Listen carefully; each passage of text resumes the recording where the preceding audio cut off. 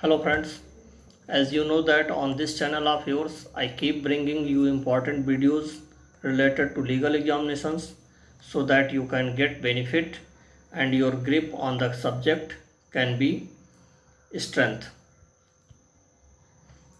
Friends, today in this sequence I have come before you with another important topic, and today's topic is section 22 of the Indian Penal Code 1860. Without delay, let's start today's video and understand what is section 22 of the Indian Penal Code 1860.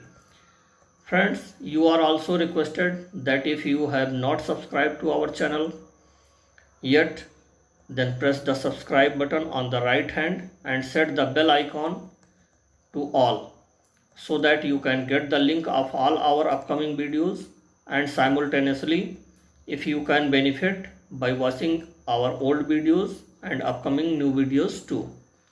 Then friends, let's start. The definition of movable property is given in section 22 of the Indian Penal Code to 1860. In the section 22, the definition of movable property, the words movable property are intended to include corporeal property of every description except land and things attached to the earth are permanently fastened to anything which is attached to the earth. Friends, this section gives the definition of movable property, but it is not complete. It is limited only to corporeal property. Now, what is the corporeal property? Friends, corporeal property is the property which can be known to us by the senses, whereas the opposite is intangible property, whose we cannot get knowledge through the senses, like check, bill, paper, etc. are corporeal property, are tangible assets.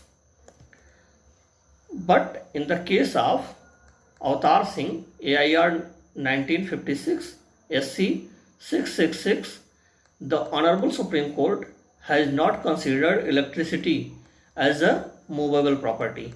Friends, the definition of movable property is also given in the section 3, subclass 36 of the General Clauses Act 1897, according to which the definition of movable property is movable property includes standing timber, growing crops and grass, fruit upon and juice in trees, and property of every other description except immovable property.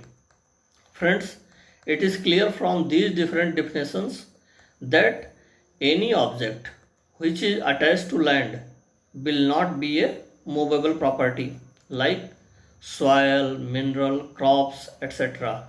Friends, whatever is attached to the land is not considered as movable property, like a tree, but as soon as the tree is cut down, it will come under the category of movable property. Similarly, standing crop will not be considered as movable property unless do not cut it off from the ground. Friends, hope that now you have understand that what is movable property. Friends, if you like this effort of ours, then like the video, comment, so that we can try to provide better information to you. So friends, see you in a next video with a new topic. Till then, goodbye. Jai Hind.